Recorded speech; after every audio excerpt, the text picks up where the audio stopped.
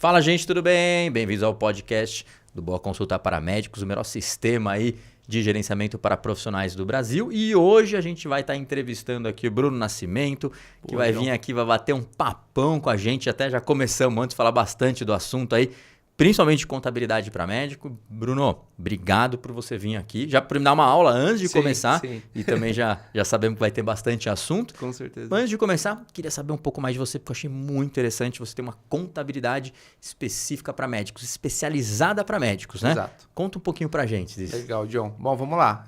Primeiro, obrigado pelo convite. Acho que é importante a gente fomentar conteúdo, principalmente para o público médico, né? O médico é um profissional que ele fica tão focado na carreira, né? E querendo ou não, algumas vezes alguém tem que cuidar da gestão financeira, da gestão contábil, fiscal, para evitar erros, né? Algumas vezes não de má fé. E para isso que existe um contador especializado. A gente tem o AJMed, é um escritório de contabilidade focado em clínicas médicas e CNPJs médicos. Legal. Então isso acaba tornando diferenciais do escritório, né, perante outros concorrentes, com relação a benefícios fiscais que existem, com relação a reduções tributárias que o médico muitas vezes poderia estar se aproveitando. Então, acho que esse é o propósito, né? Tentar atender da melhor forma possível, tentar, assim como o médico sana as dores, né? Sim. A gente da contabilidade tenta sanar a dor fiscal dele, a dor tributária, contábil, porque realmente o médico muitas vezes tem medo, né? Receita Federal, malha fiscal, ele fica com esses receios. Então, a gente, através da especialização, hoje a gente tem mais de 200 médicos em carteira, que legal. Mais de 250 CNPJs, né? Então, tem bastante expertise aí para poder ajudar médicos e clínicas de São Paulo, do Brasil inteiro, tá? Que bacana, muito bom, né? Legal. E aí, o que a gente fez? A gente tem muita pergunta que o pessoal manda pra gente, inclusive até no nosso blog, né? Eu juntei a maioria delas aqui, deixei tudo junto, mas talvez uma para começar que seja interessante é que muita gente me questionou isso. Eu tô começando, eu preciso ter um CNPJ? E eu nem sei, porque na verdade muitas vezes na minha cabeça o médico bota um recibo, fala, pô, você é recibo na nota fiscal. Conta um pouco pra gente como funciona isso. Precisa ou não precisa ter um CNPJ aí para começar? Tá bom. Bom, o médico, né, falando um pouco da carreira médica, ele normalmente inicia ali na faculdade, depois ele começa a fazer a famosa residência, né? Muitas vezes essa residência, ela entra como se fosse uma bolsa, né? Tudo que eu vou falar aqui para você, doutores e doutoras, é tudo na parte fiscal, tá? Sim. Não tô te falando no seu dia a dia, que eu sei que vai entrar na sua conta e você nem sabe de onde veio, né? Exato. Mas tudo que você entra na sua conta, a primeira lição que eu deixo é que o fisco quer saber qual que é a origem, né? Aí você vai ouvir muitos contadores falando assim, qual que é a origem desse dinheiro, né? Se um dia a Receita Federal bater na sua porta, vai falar, qual que é a origem desse carro? Exato. O que significa origem? Essa origem é lícita, não é lícita? Então, quando o médico começa a carreira, ele começa numa residência. Então, a residência ali começa a ganhar uma bolsa. Essa bolsa, fiscalmente falando, normalmente, ela vai entrar ali dentro do imposto de renda como um rendimento isento, como se fosse uma ajuda de custo, né? Que o hospital oferece, que aquela clínica oferece, ou enfim, que aquele hospital público oferece em nome dele, do CPF dele. Logo após essa residência, ele começa a ir para o mundo, né? Se vira aí, doutor. Vai fazer o seu dinheiro. Então, eu digo que existem algumas formas de você legalizar essa operação, né? Quando você recebe o dinheiro, no Brasil existem algumas formas que é possível você receber dinheiro. Uma, você sendo CLT. Ou seja, se você é um CLT, você trabalha no hospital, você é registrado CLT, existe uma origem. Você é empregado daquele hospital, o hospital te paga, tá tudo bem. Beleza. Segunda opção, muitas vezes você é o famoso PJ, né? Você abre um CNPJ. Então você é um prestador de serviço para aquele hospital. Qual que é a diferença do CLT para o PJ? É que no PJ você simplesmente vai lá, faz o seu serviço e vai embora. Você não tem ali carga horária, você não tem uma subordinação a um chefe ali. Claro que a gente sabe que no dia a dia o PJ também tem um chefe dele, né? Mas enfim, a gente trabalha mais na metodologia de projeto, né? Então você vai lá, faz as suas 8 horas, suas 12 horas e vai embora. Isso é o PJ. Terceira opção, por exemplo, o autônomo, né? O autônomo é quando o hospital te contrata como autônomo. Muito comum, né? Falar da Unimed. A Unimed é o conveniado / autônomo. Então, o que seria? Eu, Unimed, tenho você como um parceiro fixo. Eu vou sempre te indicar clientes. Mas eu vou fazer as deduções dos impostos direto na fonte. Eu tenho que te pagar 10 mil, mas eu vou fazer o seguinte, eu vou te pagar 8 mil, porque eu estou deduzindo aqui os impostos de INSS, imposto de renda. Esse é o autônomo. E o quarto, que é errado, corta isso do podcast, é o famoso, o caixa 2, né? Que é o seguinte, você recebe por fora. Então, muitas vezes o médico que acabou de sair da da residência, está começando a entrar para o mercado, ele acaba recebendo ali um dinheiro e ele não sabe a origem, né? Pô, mas onde eu assinei algum contrato? Então, realmente, muitas vezes isso é comum acontecer. Sim. O doutor nem sabe, mas ele está recebendo um dinheiro por fora, um caixa 2. Sim. Se você não está sendo tributado, se você não está pagando nenhuma contribuiçãozinha para o governo, você está recebendo por fora. É errado, tá? Perfeito. E aí você tem que ver formas de você se legalizar. Se você vai abrir um CNPJ, se você vai ser registrado CLT ou se você vai trabalhar como autônomo. Eu vou falar um último quarto, tá? Que é exatamente isso que você comentou, que é o recibo, né? Ah, tá. Antigamente existiam os recibos em papel, que a gente fala que é trabalhar como pessoa física. Você vai lá, abre sua clínica, recebe o paciente, ó, paciente, ó, tá aqui o recibo para você, que é para comprovar que você me pagou os R$500 de consulta. Hoje existe esse recibo, só que ele é eletrônico, né? Então é um recibo eletrônico. Então você tem que fazer a configuração lá no Carneleon Web, né? Seu computador, se precisar da nossa ajuda, pode entrar lá no site. Você vai fazer o recibo eletrônico, vai gerar diretamente para o seu paciente, ele pagou, eis que tem a origem também, aí tá tudo bonitinho. Ou seja, acho que essas são as fases. Sim, e só para entender, então, também existe essa opção, que talvez não seja uma opção tão interessante, né? Mas existe essa opção do recibo, só que hoje ele é eletrônico. Exato. Então, um médico talvez ali que faça muito poucas consultas, que não trabalha com hospital, tal, Exato. se ele quiser, vou fazer uma consulta aqui, uma ali, tem 3, 4 por mês, ele pode, existe essa opção. Exatamente. Inclusive, ele pode ser as 4 opções. Ele pode ser olha CLT, ele pode ser PJ, ele pode ser autônomo, ele pode ser pessoa física, que é o famoso recibo. Que bacana. Resta saber se ele tem tempo para tudo isso, né? Mas Sim. assim, a gente tem muito médico, por exemplo, no escritório, que ele tem uma clínica médica, ou seja, ele é um CNPJ. Legal. Ele também trabalha, ele tem uma clínicazinha aqui na Paulista, que ele faz só atendimento pessoa física ali, ele só faz atendimento para os clientes mais próximos dele. Ele é um médico pessoa física. Além disso, ele é conveniado da Unimed, por exemplo. Então, ele é um autônomo ali conveniado da Unimed. Então, é muito comum, muitas vezes, dentro da dinâmica, né, do dia a dia do médico, ele poder ser 3, 4 tipos societários, né, que a gente está falando aqui. Legal. Ele pode ser autônomo, ter um PJ e muitas vezes trabalhar com pessoa física. É super normal. Ou pode ser só um também, aí vai dar fome dele, né, de quanto que ele quer ganhar dinheiro. E, por exemplo, no caso, vocês dão essa consultoria, inclusive, para Com recomendar qual que seria a melhor forma para ele também? Com certeza. Porque, por exemplo, a gente atende muito dermato, muito cirurgião plástico, a gente atende muito dentista que possui muito material de consumo, né? Quando ele vai fazer um procedimento, muitas vezes esses materiais eles são dedutíveis. E algumas vezes o médico ele é cirurgião plástico, ele é dentista, ele é dermato e está a vida inteira sem poder se aproveitar dessas despesas. Nem sabe. Eu falo, doutor, não, vamos fazer um livro caixa, que é o pessoa física. Sim. A gente se aproveita dessas despesas para você emite recibos ali que consiga comprovar com relação a essas despesas, e aí você também pode ter um CNPJ, um não é excludente do outro. Legal. O legal é você, quando você é especialista, você consegue mostrar para ele que você consegue trabalhar com os dois juntos, entendeu? E o objetivo final sempre é pagar o menor imposto possível. Com certeza, legal. E assim, quando também tá começando, né? Eu acho que muitas vezes a pessoa até começa talvez como um CLT, um autônomo, mas sabe que em algum momento esse profissional vai ter aí, até desculpa o termo, mas se profissionalizar mais no sentido de formalizar, né? Então ele tem que abrir uma empresa, né? E aí seja, eu não sei como funciona, MEI, a gente vai falar sobre isso, ou se é simples e assim por diante. Conta um pouco pra gente qual é esse processo do cara que tá começando, né? Do médico que tá começando, pra ele abrir um CNPJ. Como funciona?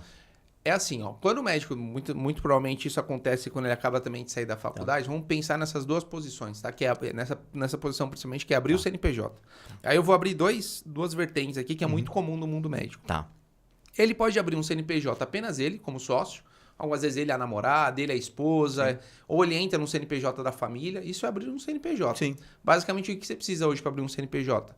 Você vai precisar das suas documentações pessoais, o comprovante de endereço, e você vai fazer a entrada ali do CNPJ, vai fazer os vínculos na federação, estado, município, CREMESP ou CRM do seu estado, e beleza. Então, isso aqui não tem grandes para nós contadores, né, não é uma coisa tão complexa. É claro que para o médico ele nem sabe o que tem que fazer, mas pode falar com a gente ajuda. Bacana. A segunda etapa, por exemplo, a primeira é você entrar, fazer o seu CNPJ, ou hoje é muito comum, a gente chama de condomínio de médicos, né?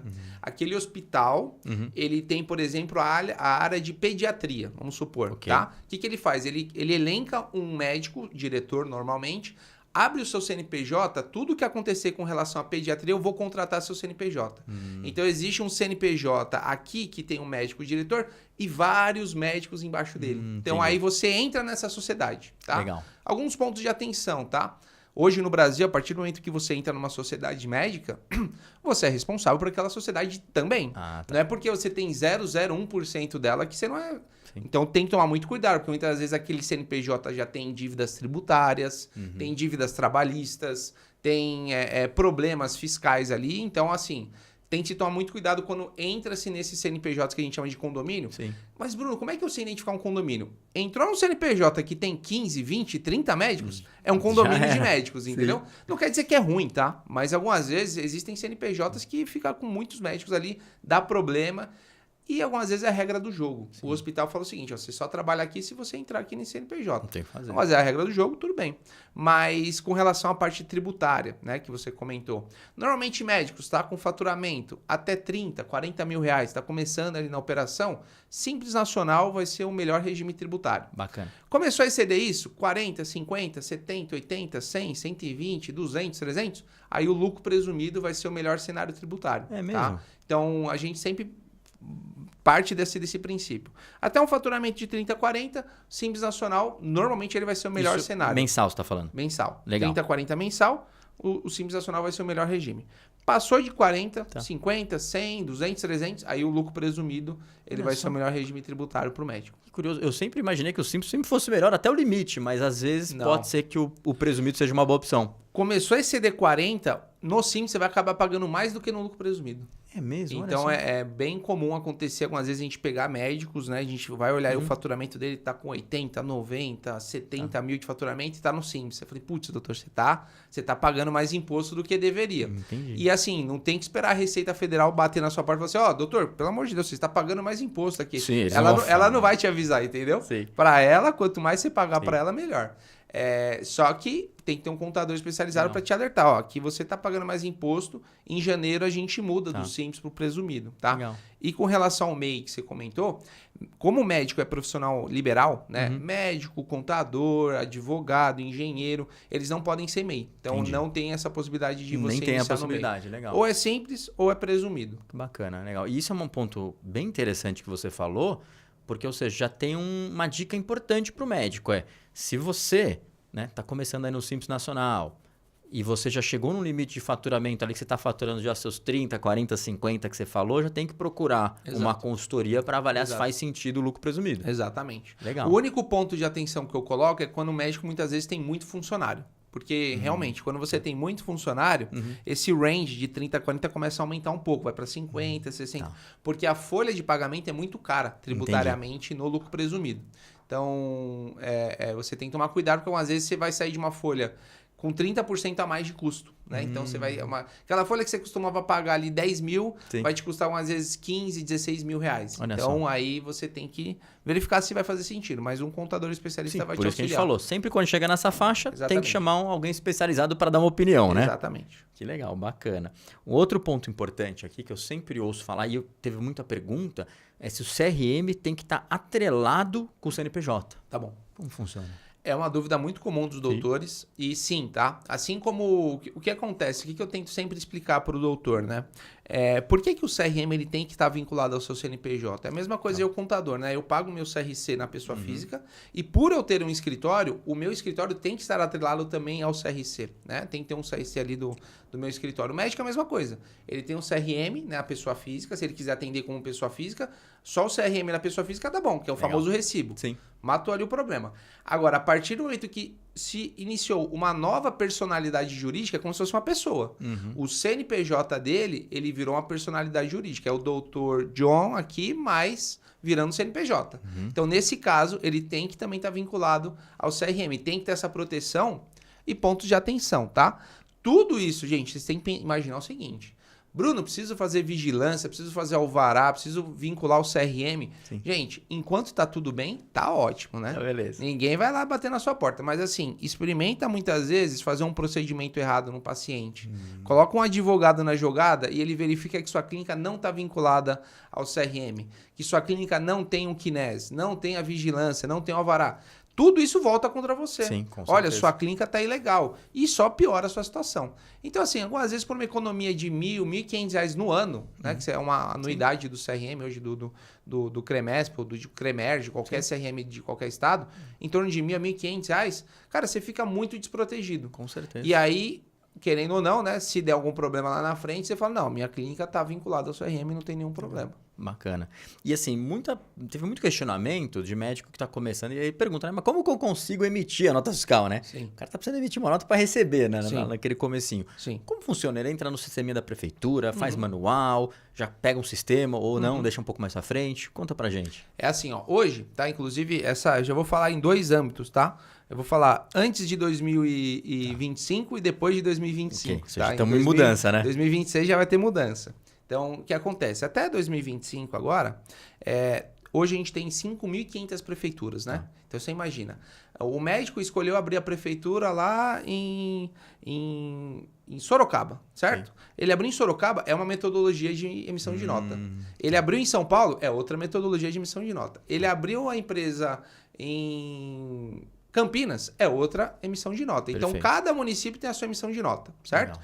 Basicamente é o seguinte, quando você abre uma empresa, o seu contador vai vincular o seu CNPJ à prefeitura. Prefeitura, esse CNPJ médico aqui existe, eu estou vinculando aqui a sua prefeitura, tá bom? Tô te ajudando a arrecadar mais, beleza? A prefeitura, pode ir, muito bem-vindo, tá? Tô aqui o seu login e senha. Então, você vai ter normalmente um login e senha, entrou no site da prefeitura, emissão de nota fiscal, login e senha, e aí quais as informações que você vai precisar? Normalmente o CPF do paciente ou o CNPJ da instituição que você está trabalhando, muitas vezes um convênio, um hospital, você vai colocar CPF, CNPJ. Além disso, um descritivo breve, né? Lembrando que tem que colocar o que foi executado. Hoje, muitas vezes, o hospital pede para você colocar o seu CRM, seu nome completo, serviço executado, serviço médico referente ao meio digital. Então, você vai fazer um breve descritivo e vai colocar os valores, né? Os valores que você teve ali de consulta. Isso até 2025, certo? Então, vamos lá. Quem tá vendo esse episódio agora em janeiro de 26, Já certo? mudou. Já mudamos, né? Eu já tô mais velho, o John também já tá mais velhinho. Mas janeiro de 26, se Deus quiser, o que aconteceu? A federação viu isso e falou assim, cara, isso é um manicômio. Não é possível. Como é que a gente fiscaliza como federação 5.500 tipos de nota fiscal de serviço, né? Sim. Só para você ter uma noção, John, tem serviço, tem prefeitura que a nota ainda era na mão. Olha só. Então, assim, não era nem automatizado, não tinha nem sistema ainda, né? Tem prefeituras mais distantes, com poucas pessoas, que nem sistema tem. Sim. Então, o que eles fizeram? Vamos mudar agora. O modelo de emissão de nota de serviço é esse sistema aqui. Agora, vocês, prefeitura, que devem se enquadrar ao meu sistema de emissão de nota. Então, hoje, se você emitir uma nota em São Paulo, Curitiba, Campinas, Recife, onde for, a emissão da nota vai ser unificada, é o emissor de nota unificada. Então, basicamente, as informações são as mesmas, mas aí você vai perceber que o layout é o mesmo, tá? Inclusive, isso vai se expandir além do mercado médico.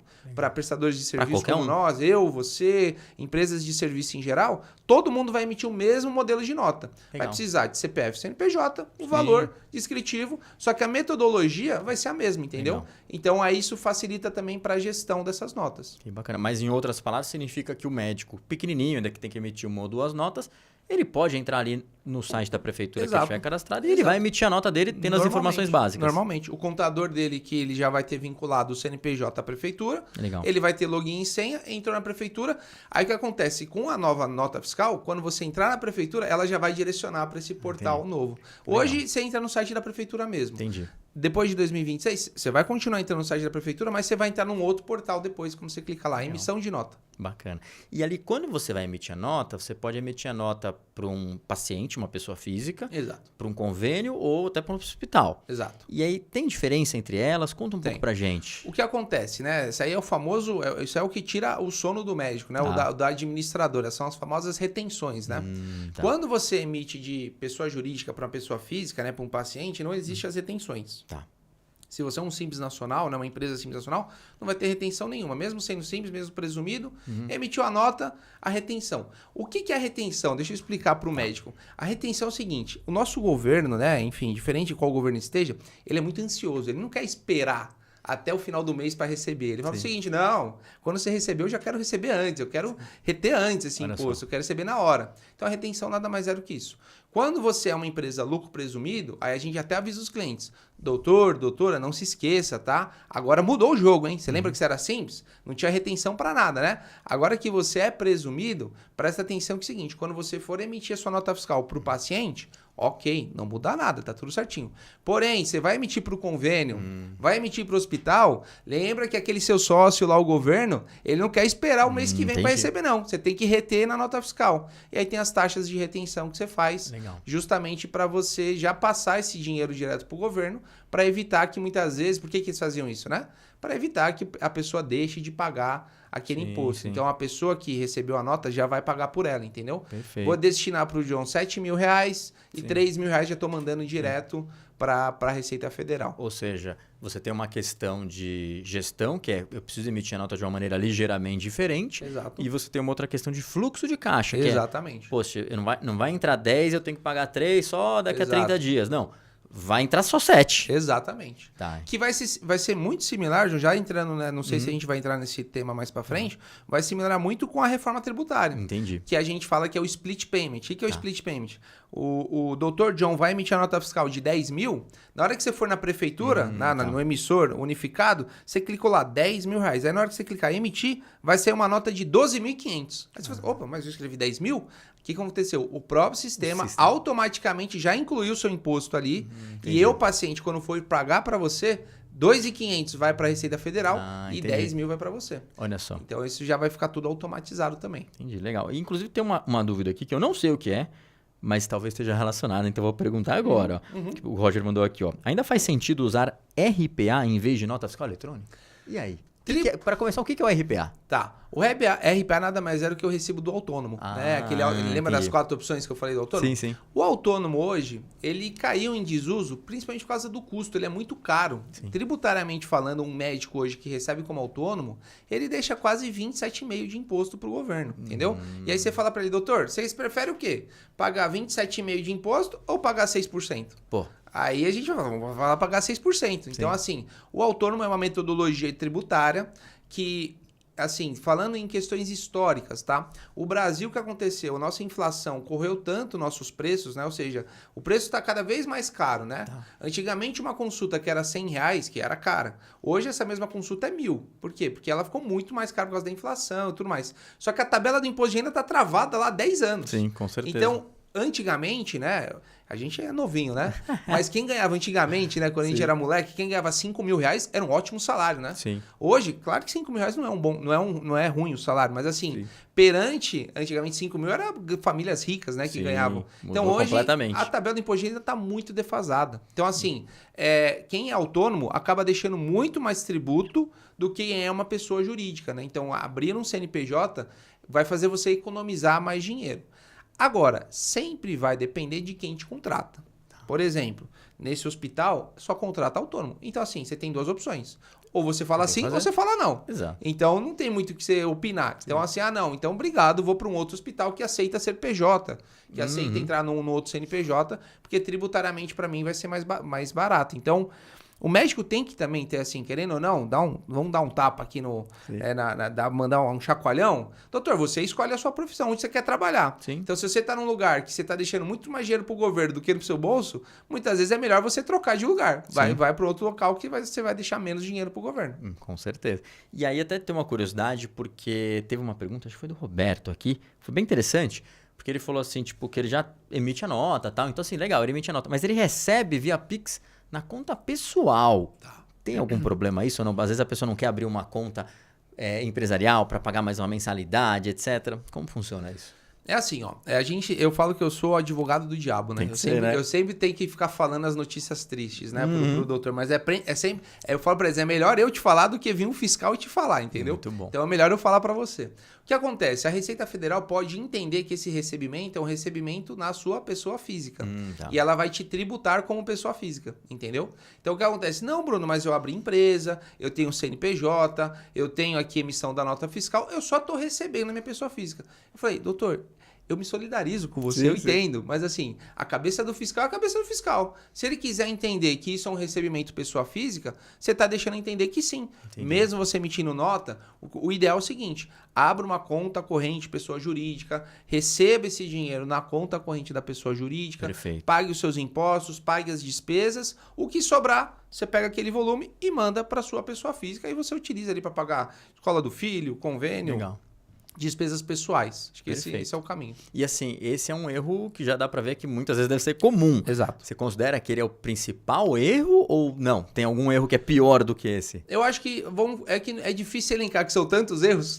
Mas É porque a gente tá pensando assim mais na malha fina, né? Sim, Quando você tá sim, falando sim, nisso, né? Sim. Mas você acha que é um dos principais erros, talvez? O famoso é o caixa 2, né? É receber, Ah, tá. é receber por fora. É receber na pessoa física e ainda não emitir nota nenhuma. É pior ainda. Tá. Então, assim, esse é um erro também clássico, né? Você muitas vezes emitir nota fiscal, mas algumas vezes por descuido, por preguiça, por não querer fazer. Gente, hoje não tem desculpa, né? Hoje o que tem mais é contas bancárias aí, PJ, que você faz Banco Inter, Banco Cora, Sim. Nubank, PJ. Você vai pelo celular mesmo, você cadastra Sim. o seu CNPJ. Então, hoje não tem desculpa, né? Antigamente até que era chato. Tinha que ir no banco, Sim. mandar documentação, cartão CNPJ, era chato. Hoje não. Então, assim, o primeiro, eu acho que é o famoso caixa 2, né? Entendi. Não sei se por ele saber disso ou não Sim, saber, sim. ou fingir que não sabe, mas assim, acontece muito do médico receber por fora e segue vida. E segue vida. Só cai o dinheiro na conta e vambora. Exato. Tem outro clássico também, que é às vezes ele, nossa, mas eu não sabia que tinha que abrir uma conta pessoa jurídica. Não, doutor, tem que abrir. Eu falo o seguinte, o fisco, né, ele não te pega por causa de um erro, né? Por causa de, nossa, Bruno, pelo amor de Deus, eu fiz aqui a nota de 10 mil e era 100 mil. Doutor, tudo bem, complementa a nota, não tem problema. Arruma, né? Arruma. O errado não vai ser pego por causa de, né, Sim. um errinho ali. O que acontece é quando você fica ali naquele erro sempre, né? Bruno, sempre que eu recebo em dinheiro, eu não emito nota. Então, assim, pode ser que uma hora a Receita Federal, opa, Deu ruim. da onde veio esse apartamento que você comprou aqui, né? O que é esse dinheiro que você está gastando? Então, é aquelas coincidências de erro, né? Ficar toda vez errando a mesma coisa, Sim. uma hora a Receita Federal pega. Então, acho que segundo seria esse, né? De emitir nota e receber na física. Entendi. Mas hoje é tão fácil, tá? Que acho que nem colocaria assim muito... Depois que a gente avisa, ele, tá O bom, cara já Bruno, sabe, vou no Banco Inter ali, faço cadastro, Sim. vou no Banco Vem, enfim, vou que no Banco muitas- Digital e faço o cadastro. Sim. É que muitas vezes também isso é falta de conhecimento, né? Exato. Por isso que ele precisa ser orientado da maneira correta.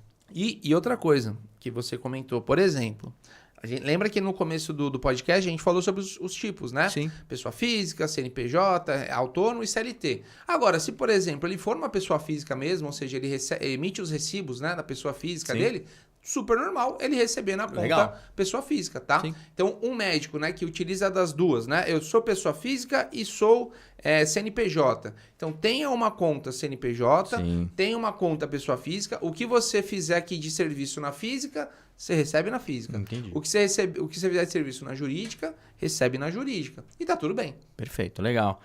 Também tem pergunta que eu não tenho certeza, mas o pessoal está perguntando o que acontece, ó, se o médico não declara corretamente reembolsos. É assim, E ó. aí? Esse do reembolso, acho que você também viveu muito nesse âmbito, foi mais ou menos um pouco depois da pandemia, né? Sim. Que choveu reembolso, né? Sim. Todo mundo reembolsava, era uma festa, e médico colocava a consulta 3 vezes o valor que era. Eu não vi nenhum, né? Mas enfim, aconteceu muito isso, né? O que aconteceu? Os convênios médicos, né? Os planos de saúde também se antiveram isso, né? Falou assim, opa, calma aí, não é a festa da mãe Joana não, bicho. Sim. Vamos controlar isso aqui. Hoje, o reembolso, inclusive, teve fiscalizações da Sul América e do Bradesco Saúde, se eu não me engano. Inclusive, teve casos criminais aí, tá? Olha De só. falsificação. Sim, falsificou. Porque reembolsos são regras muito simples, tá? Por exemplo, aquela questão lá que muita gente fazia, né? Não, a consulta é 800, faz... a consulta é 1.000, faz 3 recibinhos de 333 que eu consigo pegar o reembolso. Isso aí, por exemplo, o reembolso é errado, né? Entendi. Não pode. O cara te pagou 1.000? A nota fiscal, o recibo tem que ser de 1.000. Tem que ser Acabou. Então não tem essa de dividir pagamentos, né? Outra coisa muito comum que acontecia é utilizar o nome de outra pessoa, né?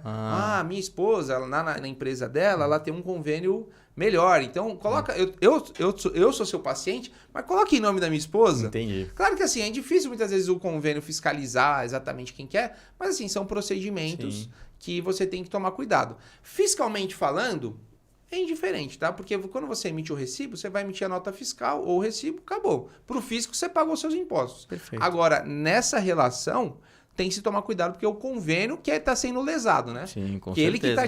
ele que está pagando para o paciente aquela consulta, né? Então, tem que tomar cuidado com data de emissão de nota, se bate com a data do recebimento, não pode ficar parcelando o recibo ou nota fiscal, porque isso é errado. Sim. Não pode emitir nota fiscal em nome de outrem, né? Ou seja, de uma outra pessoa que não está ali, né? Se utilizando ali do serviço. Outra coisa que muitas vezes acontece, né?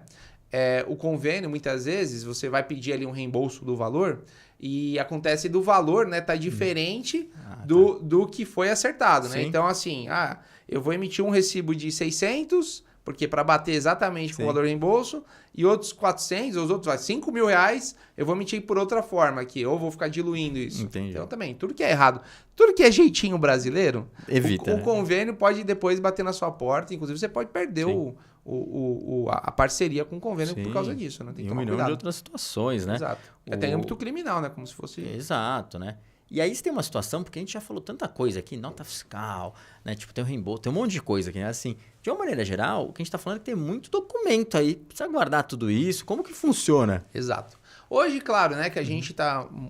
eu vivi muito o mundo contábil na época que era tudo papel, né? Você chegava no escritório, a área da expedição era pó e papel, né? Tudo quanto é lado, né? Caixas, né? Caixas e caixas, né? Hoje, o que for documento contábil e fiscal, tá? O que é contábil? Extrato bancário, comprovantes de despesas pagas, relatórios financeiros da empresa. Isso tudo, fiscalmente falando... societariamente falando, né, na questão da legislação, você tem que guardar por no mínimo 5 anos. Tá. Então, nota fiscal, extrato bancário, comprovantes de pagamento, isso aí, 5 anos. Perfeito. O que for folha de pagamento, são 30 anos. Olha. 30 anos. Então, folha de pagamento, recibo de folha, aquele prolabore que você tem no seu nome, impostos pagos, FGTS, INSS, imposto de renda sobre folha, 30 anos. Por que disso, tá? Não sei se convenientemente ou não, mas muitas vezes a aposentadoria os caras erram, né? Entendi. Aí, se você não tiver essas documentações, o que acontece muito no escritório? Algumas vezes funcionário da empresa que ficou na empresa 20, 30 anos, né? E aí a empresa, Bruno, cara, o cara tá falando que a aposentadoria dele vai ser de R$2.000, mas o cara recebe o teto há... sei lá, 15 anos. Tem alguma coisa errada, né? Então aí ele pergunta, você tem os comprovantes? Eu falo assim, doutor, a gente passou todas as informações, algumas vezes no sistema a gente consegue puxar, mas assim, se você, pessoa física, não for lá no INSS contestar, para eles vão te dar, vai passar aquele valor. Então você tem que tomar muito cuidado, porque, obviamente, né, é uma instituição, cada um tá vendo o seu lado, né? O INSS tá vendo o lado dele e você tem que ver o seu. Se você não for questionar isso, eu tive contribuição nesse hospital que eu trabalhei, vamos falar para o mundo médico, tá? Isso é muito comum acontecer. Bruno, eu trabalhei numa faculdade como professor 10 anos e não tá aparecendo aqui no meu INSS, né? As contribuições. Acontece, gente. Algumas vezes nem tudo é perfeito. Algumas vezes a faculdade ficou 10 anos sem te pagar nada de INSS. Sim. Então, se você não corre atrás disso, você acaba sendo lesado. Você, profissional médico, acaba sendo lesado. Sim. Pô, Bruno, trabalhei, trabalhei 15 anos aqui prestando serviço CLT nesse hospital. Também não tem as contribuições aqui.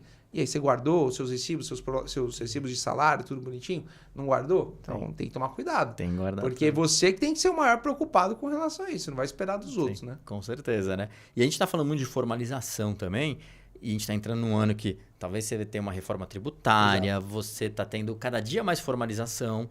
Ou seja, né, a Receita Federal está indo atrás ali, talvez, de transações bancárias e tal. Queria entender, assim, com relação ao médico, tem muito médico que perguntou aqui isso aqui, né? Então, mas, como que a Receita pega tal, não sei o que lá. Então, eu queria que você contasse também um pouquinho aí sobre isso. Esse é um dos vídeos que mais bombam no meu YouTube. Se você não conhece meu YouTube, eu vou lá, já vou fazer a propaganda aqui. Eu, Bruno Nascimento, tá? @eu, Bruno Nascimento, vai lá no YouTube. Se você pesquisar Bruno Nascimento, tem um monte de vídeo meu lá já. Ótimo. Mas esse é um dos vídeos que mais bombam, né? Como que a Receita Federal acha, né, que você identifica que você está fazendo errado? Bom, existem alguns caminhos, tá? Vamos lá.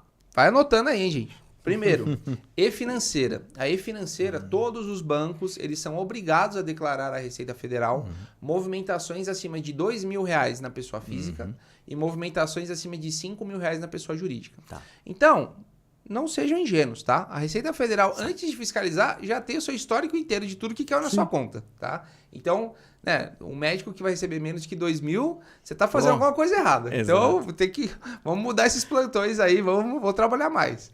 Então é o seguinte, na pessoa física, ou 5 mil na jurídica, né? Então, a Receita Federal já recebe essas informações antecipadamente, tá bom? Então, assim, quando ela vai fiscalizar a pessoa física, Dr. Pedro, ela já sabe que nos últimos 5 anos entrou na conta corrente dele 3 milhões.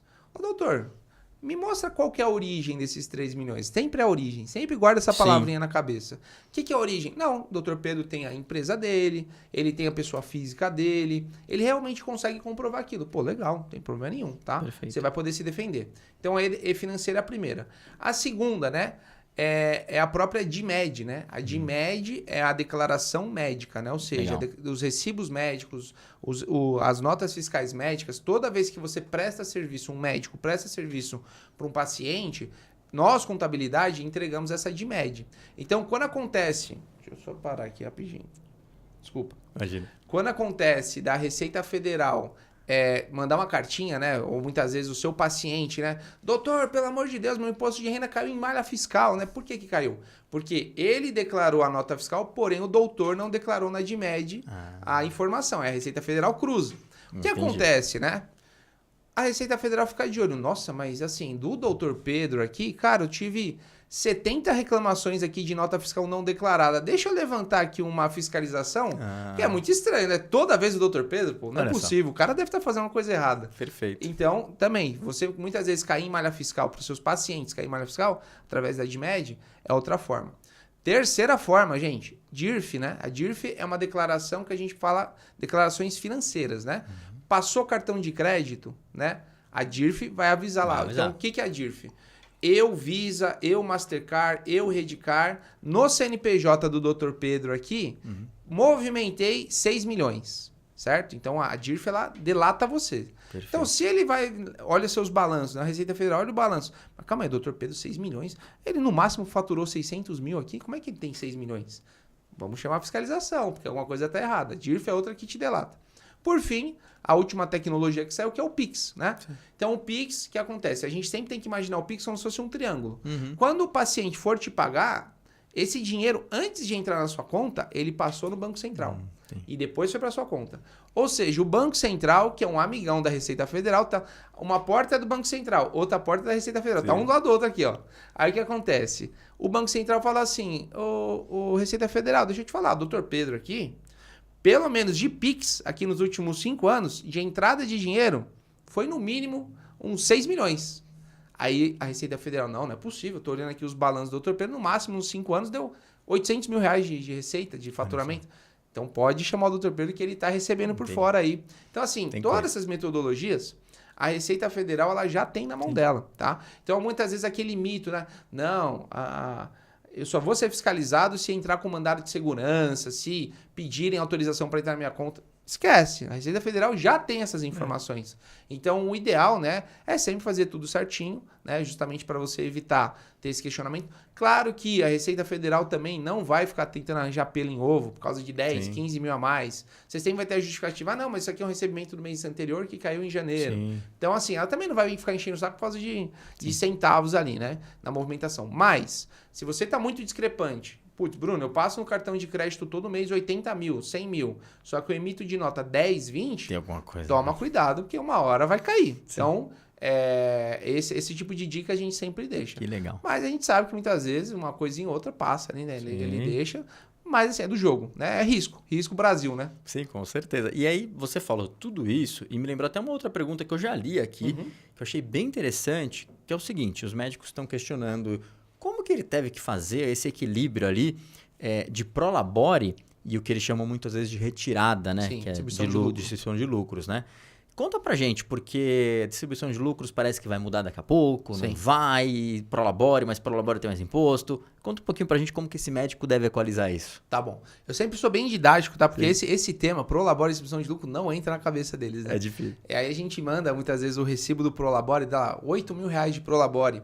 Mas, Bruno, isso aqui é um imposto? Não, doutor, isso é o seu salário. Sim. É quanto você tá recebendo. Mas vamos lá. Tá. É o seguinte, Prolabore, ele é como se fosse o seu salário. Se você fosse CLT, é o salário. É o salário bruto que você tem ali declarado. Prolabore é a mesma coisa. Tá? O que acontece? A Receita Federal, né, o INSS, falou o seguinte, pô, legal. Para quem é CLT, é muito fácil fiscalizar. Porque eu vejo lá a linha de salário bruto, pô, legal, eu sei quanto que o cara ganha 30 mil. Então, salário bruto 30 mil, em cima de 30 mil, vou tributar INSS e imposto de renda. Ok, aqui não tem problema. CLT, resolvido. Beleza. E agora para o empresário? Como é que eu vou saber qual que é o salário do dono da empresa? Sim. Aí eles falam assim, calma aí, deixa eu pensar. Vamos definir um nome, né? Que é o Prolabore. Prolabore é o salário do sócio. Só que é o seguinte, no Brasil, o salário do sócio pode ser qualquer salário que você queira. Lembrando que o mínimo é um salário mínimo. Então, sim. Um salário mínimo, 2 salários mínimos, 3 salários mínimos, 5 salários mínimos, 10 salários mínimos, o que for. Você pode colocar o valor que você quiser. Só que o Prolabore, ele é tributado. Então é o seguinte, se você falar, Bruno, eu quero colocar 6 mil reais de Prolabore. Ok, doutor? Só que vai chegar uma continha aqui para você de INSS, imposto de renda, que você tem que pagar mais. Qual que é o ponto positivo? Não vou entrar no mérito se é um bom investimento, se não é um bom investimento, mas é o seguinte, esses 6 mil reais é base para sua aposentadoria. Então eu falo para os dois cenários, doutor, não adianta você contribuir com um Prolabore de um salário mínimo a vida inteira e você querer ganhar o teto da aposentadoria lá no final. Exato. Ele vai ser calculado conforme o seu Prolabore. Ah não, Bruno, eu vou fazer aos pouquinhos, até meus 30 anos um salário mínimo, dos 30 aos 40, 3 salários mínimos, dos 40 aos 50, 4 e depois o teto, né? É um cálculo que pode ser feito, para você ganhar a média ali de aposentadoria. Lembrando que o Prolabore, ele é tributado. Então é o seguinte, tudo que você colocar de valor ali, ó, vai ter uma taxinha para você pagar todo mês, perfeito, que é o INSS Imposto de Renda. Esse é o Prolabore. Depois, o sócio, né, ele não ganha apenas o Prolabore. O salário do sócio ele é o quê? O Prolabore mais os lucros da empresa. A empresa é dele, o que tiver de lucro é dele. Perfeito. Então é o seguinte, para a Receita Federal, ela entende isso. Ela fala, não, entendo, compreendo. Você é um médico, você recebe de Prolabore, por exemplo, um salário mínimo todo mês, ok? Porque você escolheu isso. Não vem me encher o saco depois lá na aposentadoria, tá bom? É um salário, beleza, um salário mínimo? Ok, estamos acordados. Taxinha pequena. Mas não vem me encher o saco lá na frente, tá bom? E o que restar, por exemplo, ele ganha 1.518 ali de um salário mínimo de Prolabore e ganha mais 45 mil de lucro. Ok, para o Brasil, o ordenamento jurídico brasileiro permite isso. E aí, esses 45 mil reais, ele é isento de imposto de renda. Legal. Bruno, eu poderia colocar 45 mil reais de Prolabore? Pode.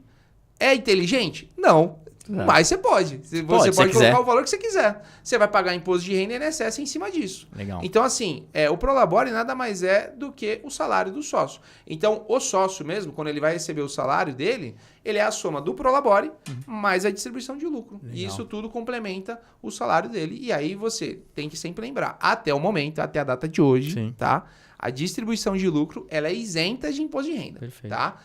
Não sei os próximos capítulos, né? Acredito que o ano que vem vai sair novas medidas aí, mas assim, ele é um tema bem turbulento, assim, para se falar. Sim. Então, no Congresso, como a maioria dos deputados são donos de empresas, então eles teoricamente estariam votando contra eles mesmos, né? Então, normalmente não acontece. Então, você percebe sempre que quando entra nesse tema, tributar os lucros, aí é um reboliço. Sim. Por quê? Porque ninguém quer pagar mais imposto, né? Então, é um tema que vai ser discutido aí mais para frente, mas assim, sempre fica... Isso desde 1990, a distribuição de lucro é isenta, não é isenta, enfim. Até o momento, ela é isenta. E aí vamos aguardar os próximos passos, né? E dependendo do que vier, vai ter que ter um equilíbrio talvez maior entre Prolabore e distribuição de lucro. Exato. Legal. E mais pergunta aqui que o pessoal mandou, que já sai um pouco desse escopo, mas eu achei muito curioso, que é se existem tipos diferentes de imposto dependendo do segmento médico. Existe essa variação ou não? Não. O que existe são os regimes tributários, tá? O que acontece? Se você é médico, tá? Serviço da saúde em geral, tá? Fisioterapeuta, fonoaudiólogo, médico, cirurgião plástico, dermato, enfim, odontologia, né, dentista, todos eles estão no mundo da saúde, tá? A saúde tem uma metodologia de tributação. Para todos, tá? Desde você que é um fisioterapeuta até um dentista, todos estão dentro no mesmo núcleo de tributação. Como que funciona essa tributação? Ela é aquele famoso que eu te falei, do Simples Nacional até 30, 40 mil, Simples Nacional é o melhor caminho. Excedeu 40, 50, o lucro presumido é o melhor caminho para você tributar. E aí vamos lá explicar o que é o Simples e o que é o presumido. O Simples, ele tem esse nome Simples, nada mais é do que uma guia que você paga que já vai estar tudo ali. Legal. PIS, COFINS, Imposto de Renda, Contribuição Social, ISS e INSS. Então já está tudo englobado, né, dentro desse DAS. Então, assim, administrativamente falando, é muito mais fácil. Eu falo assim, doutor, seguinte, o único dia do mês que você tem que se preocupar é dia 20. Bom. Dia 20 é o dia que você tem que mandar o dinheirinho lá pro governo. Então, se você não pagou nada, alguma coisa está estranha, tá? Sim. Então, dia 20 você tem que olhar no seu calendário sempre que tem uma guiazinha para você pagar. Legal. Então, esse é o DAS, né? O DAS é o documento de arrecadação do Simples Nacional. Então, é isso, acabou.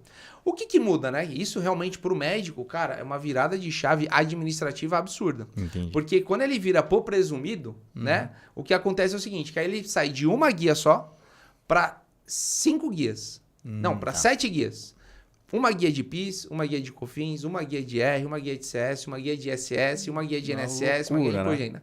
E aí cada uma vai ter as suas datas. ISS lá pro dia 10, PIS e COFINS lá pro dia 25, IRCS final do mês, dia 30, 31, ISS depende de cada município. E aí, administrativamente falando, realmente complica pro médico. Porque ele fala, nossa, mas calma aí, agora tem que ir dia 10, mas agora é dia 25, Sim. Aí outro dia 15, aí outro dia 30, aí o cara fica doido, né? Mas assim, algumas vezes vale o esforço, porque você vai pagar menos imposto, Sim. entendeu? Então, administrativamente é isso que muda. Uma, você vai ter uma guia só, aí algumas vezes o médico fala assim, não, Bruno, pelo amor de Deus, o cara tá economizando quase 5 mil reais por mês de imposto, né? Tá. Ele falou assim, não, cara, eu prefiro pagar 5 mil a mais aqui no Simples que pelo menos só deu uma guia. Tá não, justo, doutor, né? Eu não deixo você fazer isso. Pelo amor de Deus. Eu te ajudo aqui na gestão, eu vou te avisando. Então a gente tem um sistema hoje que alerta 3 dias antes, 2 dias antes, 1 dia antes, né? Então o cara clica ali no WhatsApp, já abriu a guia, falou assim, doutor, não tem desculpa, pô. Copiou o código ali, né? O código código de barras, né? Colou, você faz por Pix, hoje não tem desculpa. Mas eu não vou deixar você pagar 5 mil reais de imposto por causa de preguiça, não. Perfeito. Então, essa é a mudança, assim, administrativa. Agora, quando o cara ele já tem uma secretária, já tem uma pessoa que auxilia, aí é só uma questão de mudança do dia a dia, assim, mas nada muito complexo. Que legal. E aí você também falou desses vários sistemas de tributação, né? Uma curiosidade que eu tenho é que, poxa, tem o simples, tem o presumido. E muita gente ouve falar do lucro real. Sim. A primeira pergunta talvez é se o médico pode optar pelo lucro real e se faz sentido. Sim. É assim, ó, o lucro real normalmente não faz sentido no mundo médico. Entendi. Tá? Porque o lucro real, ele normalmente é feito para empresas que têm a lucratividade muito pequenininha. Tá. Um grande exemplo são supermercados. O supermercado ele gira muito ali, né? Ele fatura 10, 15 milhões, mas também sai 14 milhões e 999. O cara sobra muito pouquinho para ele, né? Então o lucro real, ele é tributado pelo lucro real, pelo que é real. Entendeu? Então, assim, o médico hoje, se você tem uma margem, né, uma margem líquida no final, que seja abaixo de 32%, então, assim, vamos pensar numa cirurgia, né, que ele vai fazer. O médico muitas vezes vai te cobrar 10, 15 mil reais. Você pode considerar, assim, a gente vai entrar num buchicho aqui, mas pode considerar que 70, 80% é margem ali. É o cara que é o intelecto dele, é o que ele estudou, ele está precificando ali porque ele acha que merece o tempo dele. Legal. Mas não é que ele vai ter um custo com relação a essa cirurgia, né? A cirurgia não vai ter custo. Muitas vezes a sala é locada, eu que paguei a locação da sala, né, do hospital, a enfermeira está no preço ali, ele embutiu no preço. Então, como o médico tem um lucro muito alto, né? Então, o lucro real, se ele fizesse pelo lucro real, ele ia tributar mais do que no lucro presumido. Entendi. Entendeu? Então, o presumido realmente faz mais sentido. Mas, gente, tributário, mundo tributário, eu sempre falo que não existe planejamento tributário pronto. Cada caso é um caso. Por exemplo, um caso que acontece muito comum.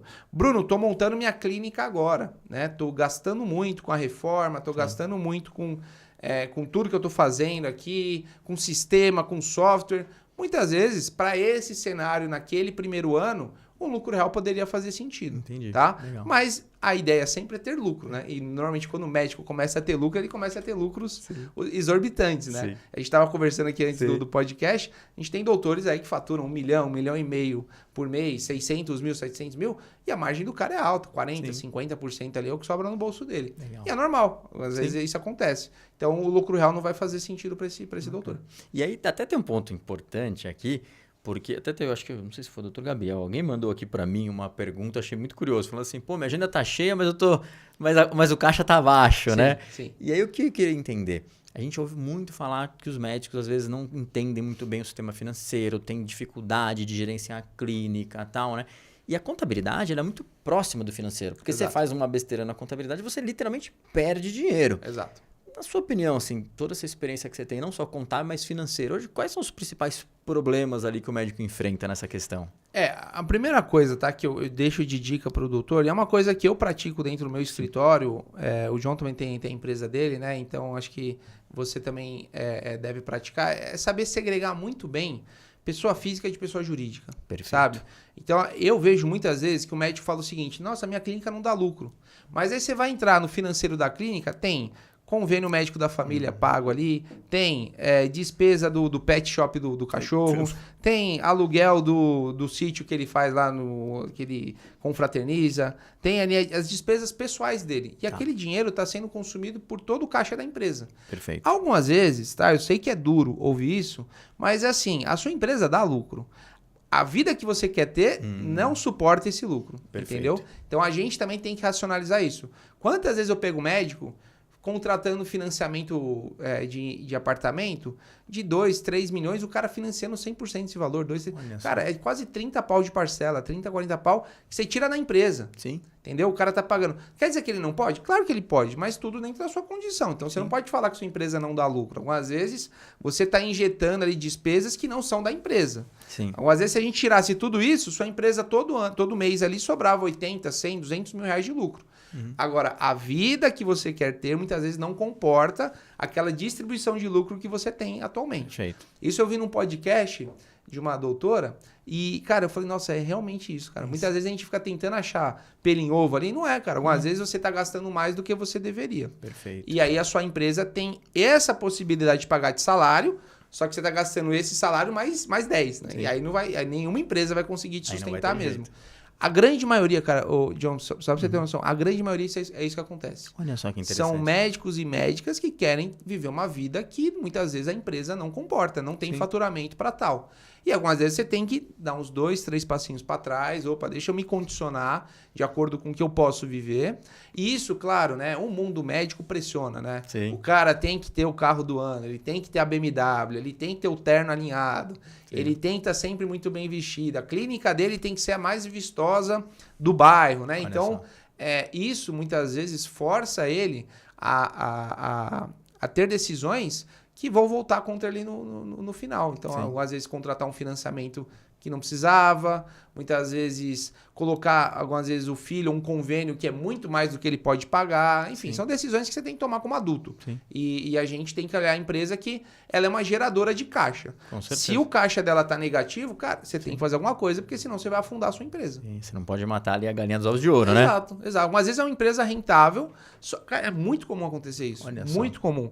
Um médico, ele tem uma vida que ele não consegue comportar. A empresa não consegue pagar. O que você tem que fazer? Então, tudo bem, vamos fazer o seguinte. Na empresa, quando a gente faz uma consultoria financeira, tira essas despesas. Olha a sua empresa, não é que ela dá lucro? Olha. Ela dá 60, 70 mil reais de lucro.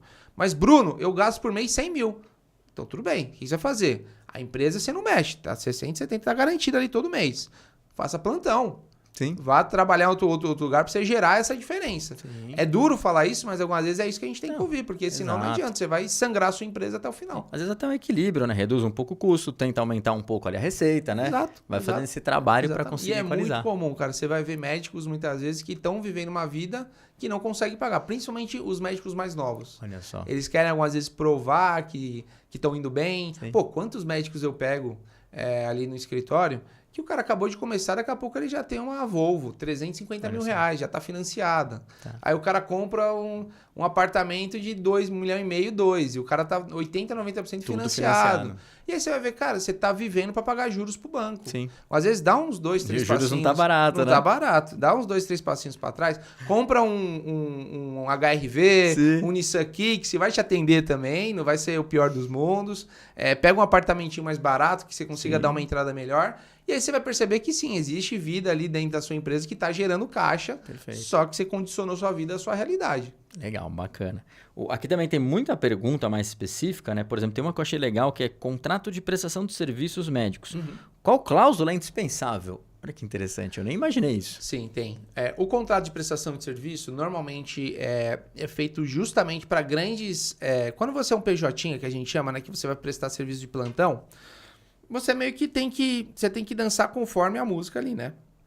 Imagina que você é um prestador de serviço que vai receber 15, 20 mil, você não vai poder ter muita opinião sobre um hospital que fatura 1 bilhão por mês, né? Então, você é só uma pecinha daquela engrenagem. Então, não quer dizer que você vai chegar lá, não, meu contrato tem que ser assim. Não, meu amigo, já teve um corpo de advogados que fez o contrato, ou você assina ou você vai trabalhar em outro lugar. Perfeito. Tá? Esse caso não tem muito o que fazer. Agora, tem aquele exemplo que eu dei no começo do nosso podcast, que é quando no hospital tem um diretor ali principal que abre aquele condomínio de médicos. Sim. Esse contrato tem que estar muito bem redigido, até onde vai a sua responsabilidade, até onde vai a responsabilidade do hospital, tudo isso conta. Então, essas cláusulas, né, de responsabilidade principalmente, é muito comum acontecer problema. Outro mundo, assim, cara, que acontece muito problema, dermatológico e cirurgião plástico, cara. Se você não tem um bom advogado te acompanhando antes de você prestar devidamente o serviço, né? Então você vai fazer muitas vezes uma cirurgia mais invasiva naquela pessoa, dá um erro no nariz dela, dá um erro aqui no olho. Cara, aquele paciente, você pode ter certeza que ele vai entrar com processo contra você. Então, você tem que ter um advogado ali pagando pelo menos uma mensalidade para ele estar sempre te defendendo. E assim, desde que você tenha feito tudo certinho, tudo dentro das condições sanitárias que deveriam ter sido feitas, erros acontecem, é normal.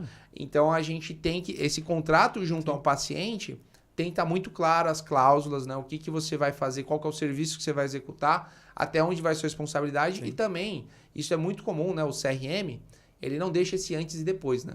Então, nunca fica prometendo, né, o final daquela cirurgia que vai ficar impecável. Erros acontecem, nem no sentido de má fé, muitas vezes não está perfeito, mas é o que conseguiu ser feito. Então, acho que esse tipo de cláusula tem que estar muito bem descrita. Claro que esse mundo, tá, do contrato, muitas vezes o advogado que é focado também em clínicas médicas. Ele que vai dar esse auxílio, vai conseguir enumerar essas cláusulas bonitinhas. E aí tem um ponto interessante, né? Porque o negócio médico não deixa de ser um negócio, né? E assim como qualquer negócio, tem riscos. Exato. Então é muito importante que o médico tenha essa percepção para poder prever que ele precisa ter um custo mensal ali de advogado. Exato. Não só para enfrentar algumas buchas, mas espera aí, eu preciso atualizar meu contrato, precisa ter cláusulas, ou seja, isso é uma coisa importante. E aí quando a gente volta, né, atrás e falou da parte financeira, né, isso são custos que ele tem que prever que a empresa vai ter. Porque senão do dia para a noite ele teve um mês 100 mil de lucro, no outro mês ele perdeu porque ele tomou um processo. Exatamente. E processo da área da saúde costuma ser caríssimo, né? Então imagina uma pessoa que teve um nariz deformado, né? O quanto isso... Qual que é o valor disso, né? Então assim... Não é brincadeira. Então, é legal sempre, tá? Você abrir uma clínica médica, já tenha um advogado parceiro ali que vai cuidar de você. Você cuida da área da medicina, o contador cuida da parte contábil, o advogado da parte do direito ali. Sempre muito bem protegido. Porque, assim, hoje em dia, né? A gente vê isso, né? As pessoas estão cada vez mais... menos pacientes, né? A pessoa, ela deu qualquer problema, ela já está na rede social, já está te marcando, já está falando. Então, tem que estar muito precavido com relação a isso, porque senão você pode deixar um belo caixa aí da empresa pagando, além de pagar advogado, pagar multas ali e tudo mais. Né? Beleza. E ó, chegou uma pergunta aqui, Dr. Jorge, achei muito curioso. Ele falou assim, o médico pode ser fiscalizado pelo padrão de vida e não só pelo faturamento, né? O Dr. Jorge aqui acho que tá andando com a BMW, tá andando no lugar, né? Conta um pouco pra gente como funciona isso. É muito comum, inclusive teve um post agora recente, achei muito engraçado que fizeram, que é assim, Receita Federal acabou de te seguir. Olha, Receita Federal comenta, ué, você comprou um carro novo? Oi, ó. É muito bom, é um post que os caras fizeram rachando o bico. Mas assim, ó, num processo judicial, tudo pode ser usado contra você. Legal. Se são informações públicas, o seu Instagram pode ser usado contra você. Então, por exemplo, tá? Eu já vi casos de acontecer. Tá. Como é que você está solicitando justiça gratuita se pelo seu Instagram aqui você estava na Itália semana passada? Então, você já toma uma simplesmente por ter o Instagram aberto. Sim. Tá?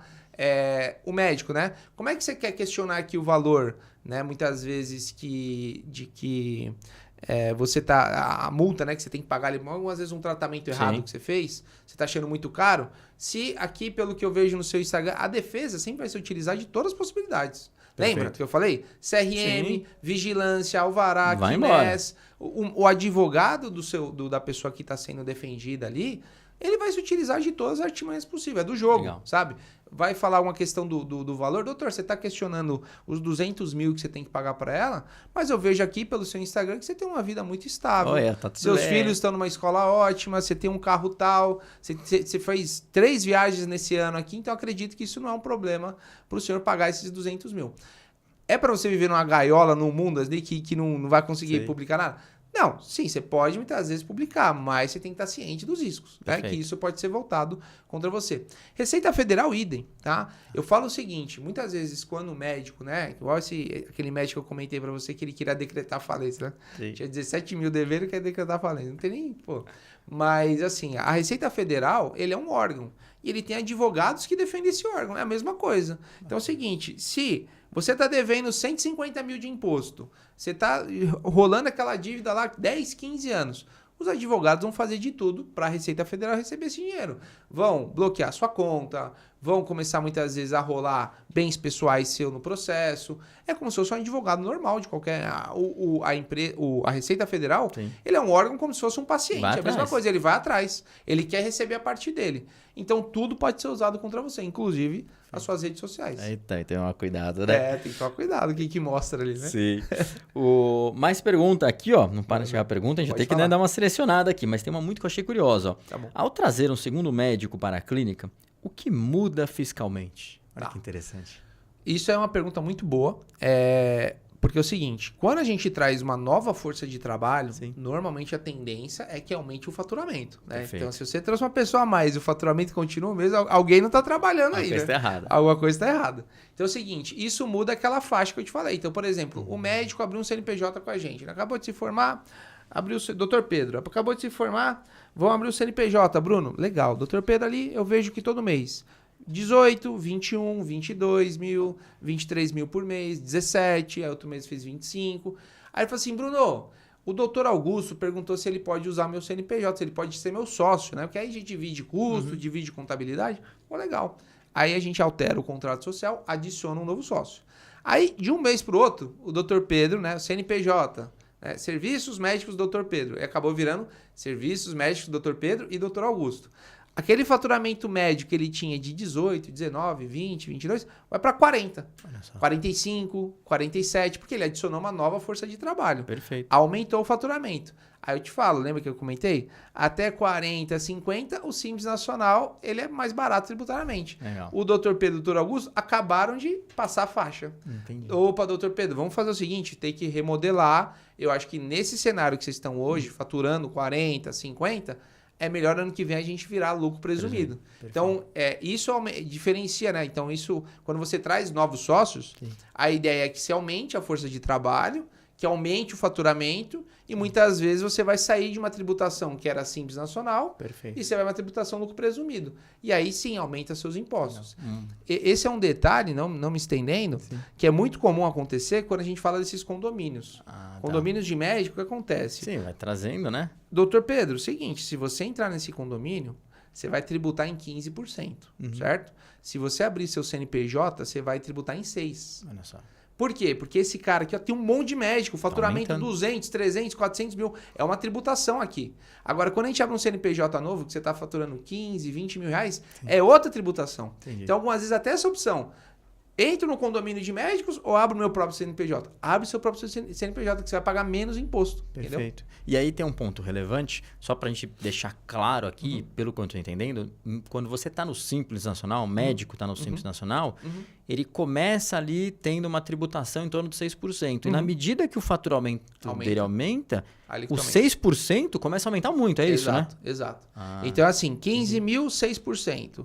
18 mil, 6,5%. 19 mil, 7,2%. Aí vai 20 mil, 8%. Aí vai chegando, até chegar numa alíquota de 13%, 14%. Entendeu? Quando chegar nesses 13%, 14%, o lucro presumido, como a alíquota é fixa, vai ficar melhor, porque se ele continuar no Simples, faturando mais, ele vai pagar mais imposto. Cada dia mais imposto. Olha só que interessante. A alíquota vai ficar maior do que... Então, eu digo que é como se fosse um gráfico. O Simples Nacional, ele vai faturando mais. O lucro presumido é estático. Tá aqui, ó. Aí ele vai faturando 10, 12, 15, 18, 20, 25, 30, 40, 50, 60, 80... Quando você tá faturando 200 mil, você tá aqui, ó. E no lucro presumido, você ainda tá aqui. Embaixo. Entendeu? Então, esse é o racional por você, muitas vezes, mudar pro presumido. Na hora certa, né? Na hora certa. Legal, bacana. Tem mais pergunta aqui, ó. Pode falar. Sociedade médica, como dividir as receitas sem criar problemas tributários? Também curioso, ou seja, agora já na hora da divisão do dinheiro aqui. Exato.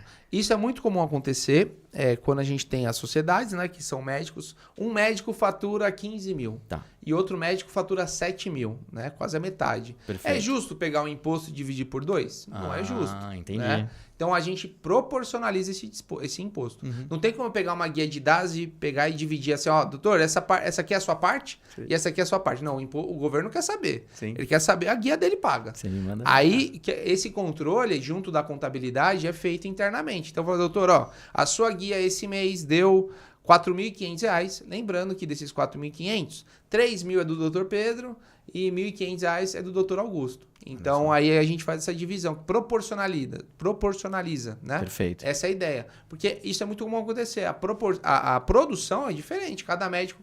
Normalmente não é bonitinho assim. Normalmente assim, um médico faturou 21.350 e outro faturou 29.430. Então, você tem que proporcionalizar, porque aí a guia vai vir para os dois, né? Então, é uma guia única.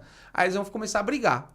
Não, mas calma aí, eu faturei 21, aí o outro, não, eu faturei 29, não, então você tem que pagar mais. Não, mas você tá me devendo almoço. Aí já tudo, né? Aí começa a briga, né? Maravilha, então a gente né? meio que nesse mês a gente já proporcionaliza, ó, doutor, Legal. essa parte é sua e essa é agora. Agora, se vocês têm dívidas entre vocês, aí vocês já Se acertam. vira, né? Legal. Exatamente. E aqui também até teve uma pergunta interessante da doutora Mariana, mandou agora. Ó, tendo como PF em plantão e PJ em consultório, como separar corretamente? Eu falo que assim, a questão de tributação híbrida, ela é muito boa, ela dá muita economia, que a tributação híbrida é justamente isso. É atender PF e PJ, né? Como é que a gente divide? Só que administrativamente ela é muito mais complexa. Porque você imagina, pegar um movimento, vamos supor, a doutora Mariana, ela sempre faturou 50, 60 mil ali na pessoa jurídica, né? Aí vem o contador especialista, doutora, pelo amor de Deus, você tem de despesa aqui de aluguel, material de consumo, funcionário, material de limpeza, você tem 20 mil reais por mês aqui, vamos usar essa despesa para bater o imposto, né? Mas, Bruno, eu tô quietinho aqui, faturando 50, 60, pago o meu imposto, tá tudo bem. Você, não, mas vamos economizar. Você não quer economizar 5 mil por mês de imposto? Pô, legal. Só que aí eu vou ter que dar uma, né? Vamos sair da zona de conforto, eu vou ter que te dar um trabalho agora. Doutora, vamos fazer o seguinte agora, chama a assistente ali, a Kátia. Vem aqui, Kátia, senta aqui comigo. Vamos dividir essas despesas. Sim. As despesas da física, você vai lançar aqui nessa conta bancária. As despesas da jurídica nessa conta bancária. Quando a doutora fizer na física, emitir o recibo na física, você tem que cobrar o cliente para pagar na física. Quando fizer na jurídica... Aí ela falou assim, nossa, Bruno, mas que dor de cabeça você me deu. 5 mil reais não é tão barato assim para você ficar. Tem que ter trabalhinho ali. Então, tem que avaliar se faz sentido, né? E é isso que eu falo. Muitas vezes, quando a clínica está muito grande, né? Putz, já tem empregados, 5, 6 empregados... Cara, algumas vezes a dor de cabeça que você vai ter não vai fazer sentido você fazer essas divisões, sabe? É melhor ganhar mais, aumentar o faturamento e ganhar mais, né? Aumentar o faturamento e pagar mais imposto do que você ficar economizando aqui, porque você vai... É impossível? Não é impossível, é trabalhoso. Então, a pessoa que for fazer para você, por exemplo, aquela secretária, tem que estar entendendo o que está fazendo, porque senão pode colocar numa enrascada, né? Então, tem que fazer bonitinho. Administrativamente é mais complexo, né? Sim, com certeza, né? Ó, mais pergunta curiosa aqui, já eu sei que está no limite no seu horário, está na correria hoje, vamos né? Que vamos. Mas tem muita pergunta interessante, vou separar mais algumas, mais duas aqui, vai, pra gente não extrapolar o horário, né? Beleza. Eu gostei desse daqui, ó, que eu não tenho a menor ideia de qual que é a resposta aqui, que é telemedicina entre estados. Tem impacto fiscal ou para o CRM? Tá. A telemedicina, ela surgiu muito na época da pandemia. Sim. Né? Então, é bem recente isso. Para o CRM, para a federação, uma telemedicina ou uma medicina, para ele é a mesma coisa. Não existe assim, eu vou abrir um CNPJ de telemedicina. Ah, não, é diferente. Não, você vai abrir uma clínica médica, só que atendimento, ele é por tele, né? Sim. Você vai atender pelo computador. E aí a gente coloca vários tipos de telemedicina. Primeiro deles, a famosa telemedicina, que eu sou prestador de serviço. Eu sou um médico que presta serviço para telemedicina. Para você não mudar nada. Você vai abrir um CNPJ médico de consultas, tá? Sim. E aí você pode colocar no seu endereço residencial, você utiliza uma plataforma ali e você vende seu serviço para o Brasil inteiro. Legal. Cara, a gente já tem clientes que é especialista em espinha, que acho que é dermato, tem um médico que é especialista, que são consultas que você não precisa estar pegando na pessoa. E o cara fatura horrores. Sim. Por quê? Ele tem um marketing muito bem feito, o atendimento, a consulta dele é R$1.000, R$1.200 e consegue fazer por telemedicina e ele atende quem tem espinha no Brasil inteiro. Beleza. Então esse cara, ele abriu um CNPJ, tá atendendo o Brasil inteiro da casa dele. Legal. Ponto. Mas só uma dúvida. Nesse caso, vamos supor que o médico esteja em São Paulo e ele atendeu uma pessoa, sei lá, no Acre. Sim. Quando ele atendeu a pessoa, aí a pessoa mandou o Pix para a conta da empresa dele e tal. E a emissão da nota? Ela Normal. é feita em São Paulo. Exato. Ela vai entrar no portal de São Paulo e vai Legal. emitir para a pessoa, pro Augusto, que mora no Acre. Legal. Normal. Você vai colocar o valorzinho e receber o normal. Perfeito. Segundo caso, Bruno, eu sou mais arrojado. Eu quero fazer uma clínica com telemedicina. Aí o que acontece? De novo, para a Receita Federal, para os convênios médicos também, para o fisco, é a mesma coisa. Você vai abrir uma clínica médica, tem que ter vigilância, tem que ter alvará. Você vai ter uma salinha com uma televisãozinha que o médico vai sentar e vai fazer a telemedicina. Você vai fazer a mesma nota fiscal de consulta, não vai mudar em nada, tá? Então, essas são as determinações. Legal. E por fim, que essa é bem curiosa, Bruno, eu vou montar uma clínica apenas de telemedicina. Eu não vou ter nenhum atendimento pessoa lá.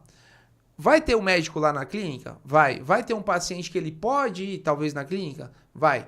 A partir do momento que você tem um nome clínica, você tem que ter vigilância. Ah, entendi. Nossa, Bruno, mas cara, eu só vou atender, só vai ter uma câmera lá, não vai ter nada. Tem que ter vigilância. Perfeito. Então é o seguinte, por quê? Porque a partir do momento que você recebe um médico ou que você recebe o paciente, aquele local tem que estar bonitinho de acordo com a vigilância. E aí você pode ter aquele local ali e você atender o Brasil inteiro. Eu acho que a telemedicina ela veio para escalar mais o faturamento médico, né? Então, eu tenho vários cases no escritório dos médicos faturando horrores através de telemedicina. Então, ele utilizou desse canal, muitas vezes ele tem ali plataformas hoje que já existem de telemedicina, que você conecta, né? O médico ali, e você pode, de acordo com o marketing que você pode fazer, sempre respeitando o código de ética ali do CRM, você pode vender para o Brasil inteiro. E lembrando que o Boa Consulta tem uma ótima plataforma de telemedicina, né? A gente tem um marketplace que pode ajudar bastante você, médico aí, acho que é um ponto importante. Claro. E também tem uma questão, que às vezes o médico não só fazer a telemedicina, mas fazer o primeiro atendimento. Sim. Né? Porque muitas vezes você consegue agilizar um processo. Claro. Às vezes só a pessoa, o paciente vai pedir alguns exames. Né? Então isso ajuda bastante, né? Eu acho que para quem utiliza bem a telemedicina, ele realmente é uma virada de chave. Legal. Porque você consegue formatar carteiras de clientes gigantescas utilizando-se da telemedicina, principalmente quando a sua primeira consulta não necessita muitas vezes da pessoa estar presente ali na sua mesa. Sim. Hoje, vamos sendo bem sinceros, 90% das consultas você nem precisaria, né? Você consegue fazer por telemedicina mesmo, fazer uma conferência ali, um Google Meeting mais arrojado ali, né? Mas é uma bela estratégia de marketing de faturamento, com certeza. Que legal. Aqui também veio mais pergunta aqui, e uma que eu achei curioso, porque eu nem tenho ideia aqui, eu imagino que eu sei, mas quando a gente não tem ideia, a gente fala, isso daqui pode me surpreender, né? Sim. Veio uma questão aqui que é consultório e coworking, que tem aumentado bastante, Exato. né? Quem emite a nota para o paciente? Aí já fiquei meio assim, porque eu falei, poxa, eu achei que eu sabia. Legal. Vamos ver se eu não sei. Outro vídeo que bombou no meu YouTube, Olha coworking. Essa pergunta é muito comum. É o seguinte, ó, vamos lá. Eu vou falar no sentido do médico abrindo o coworking e também do médico atendendo dentro do coworking. Tem os dois casos. Tem os dois casos. Porque a gente tem muito médico também que quer fazer tudo, né? Sim. Ele quer ter clínica, quer ter coworking, quer fazer... Então é o seguinte... Eu sou o dono daquele imóvel. Tá parado, o imóvel na Paulista. Putz, ia ser top, abrir ali as salinhas. Eu quero montar um coworking ali. Eu preciso ser médico? Não. Por quê? O coworking nada mais é do que um serviço de locação. Perfeito. Certo? Você tem que regulamentar aquele imóvel, ou seja, você tem que estar bonitinho, a entrada dele, a vigilância você tem que ter também daquele local. Você tem que deixar muito claro que aqui vai ter, por exemplo, salas apenas para consulta. Não pode ser procedimento. Então, você tem que deixar claro também o que você pode fazer ali dentro. Perfeito. Então, eu sou a pessoa que loca aquele imóvel para médicos. Então, você vai abrir uma empresa de locação de imóveis, né? Sim. De imóveis próprios. E aí você vai fazer toda a estruturação ali bonitinha, pedir a vigilância do local e vai começar a alocar a sala. Ó, tem a sua sala na Paulista 1 hora, caso você queira, 2 horas, 5 horas, você escolhe. Você vai fazer um contrato de locação com aquele médico e tá tudo bem. Quando aquele médico locar a sala, é importante a gente destacar o seguinte, que o CNPJ dele tem que estar naquele endereço daquela sala. Tá. E aí a vigilância, o alvará, ele tem que tirar de novo. Olha só. Porque é o seguinte, quem vai ser responsável das 8 às 18 por aquela sala é o Dr. Pedro, que alugou aquela sala. Entendi. Se der algum problema no paciente, não é o dono do coworking que está respondendo, vai ser o Dr. Pedro. Então a sala dele tem que estar estetizada, tudo bonitinha, tem que estar tudo certinho. Que legal. Tá? Então esse é o primeiro modelo. Sim. E aí vamos pensar no lado do médico, né? Que é exatamente esse exemplo que eu dei. Bruno, eu tenho uma clínica, né? Que é num coworking, e eu alugo ali 1 hora por dia, de segunda a sexta, na hora do almoço. Porque eu sempre atendo alguém ali na hora do almoço. O que eu tenho que fazer? Então, ou você tem que ter um CNPJ vinculado àquele endereço. Legal. Tá? Então, você tem que alterar seu endereço para atender lá. Ou, muitas vezes, você pode manter seu CNPJ onde está mesmo. Às vezes, você tem uma sala que já está alocado. Só que você vai ter que solicitar vigilância e alvará desse local. Ah, entendi. Então, você tem que tomar muito cuidado. Porque se der algum problema num paciente dentro do coworking, muitas vezes você vai ser penalizado. Olha só. Então tem esses dois modelos. Eu tenho tanto pessoas que querem abrir coworking, me chamando, quanto médicos que... Bruno, eu estou alugando todo dia das 8 ao meio-dia naquele local. Eu tenho que fazer alguma coisa? Então, se é um faturamento significativo, eu sempre falo o seguinte, o que fatura mais dentro do seu CNPJ? É o coworking ou é esse outro local que você trabalha? Ah, não, Bruno, é o coworking. Então, muda esse seu CNPJ para o coworking. Perfeito. Então, sempre a pensamento é do faturamento. Eu faturo muito mais esse meu CNPJ no coworking do que no hospital. Sim. Então, deixa ali no coworking. Não, Bruno, eu faturo muito mais no hospital do que no coworking. Então, o coworking é como se fosse uma basezinha que você tem. Sim. Então, deixa ali no endereço ou da sua residência ou do hospital que você utiliza. Legal, olha só. Mas tivemos uma aula aqui, né, sobre o Bruno. E esse do coworking, como surgiu recentemente nem, tá mais nos últimos 5 anos, vamos dizer assim. Começaram a surgir muitas dúvidas e muitos erros, tá? Muitos médicos se utilizando do coworking sem cadastro nenhum, sem nada, simplesmente alugando ali a hora. E eu falava, doutor, você tá ciente que se der algum problema ali, vai dar ruim para você? Exato. Ah, mas eles não me avisaram. Mas ele não tem obrigação de avisar nada. Ele vai alugar para você que se vire, tá? Então, tem esses pontos de atenção. Legal, muito bacana. Mais uma aula aqui que a gente teve, né, para falar a verdade. E assim, Bruno, eu acho que até para finalizar, queria ver se você não consegue deixar uma mensagem para o médico que está acompanhando a gente. Claro. As principais dicas ou os principais, né, as principais coisas que ele deve evitar aí, principalmente para o cara que está começando, né? Sim. Porque eu acho que talvez no começo é onde esse médico ele pode ter a maior quantidade de problemas, né? Exato. Conta um pouco, dá uma dica ali para os médicos que estão acompanhando o podcast. Cara, primeiro, obrigado aí pelo convite. Sim. Acho que a ideia é sempre fomentar o máximo de conteúdo possível aí para os médicos. A gente sabe que a vida é uma correria, né? Sim. A gente como contador, a gente também tem que ter as nossas dores ali, né? Muitas vezes. Então, o médico, tá? Quando está iniciando, tá? Sempre contar com um contador especialista na área da saúde. Eu, Bruno Nascimento, dou aula para mais de 3.500 alunos formados em contabilidade para a área médica. Então, a gente está fomentando um mercado gigante de contadores especialistas para atender vocês. A gente sabe que cada vez mais, né, surgem médicos, né, mais de 600 mil CRMs pelo Brasil inteiro. Então, sempre conte com um contador especialista, que muitas vezes o contador generalista ele não vai ter, muitas vezes, possibilidade de te trazer benefícios fiscais que já existem. Algumas vezes o doutor, a doutora que já faz cirurgia, faz procedimento, algumas vezes está tributando cheio e poderia tributar menos. Um doutor que poderia estar isentando o ISS, enfim, são possibilidades tributárias que a gente consegue justamente por ser especializado na área da saúde. Legal. Precisou da nossa ajuda? Vai lá no meu YouTube, eu, Bruno Nascimento, ou vai no meu Instagram, @ocontadordomédico.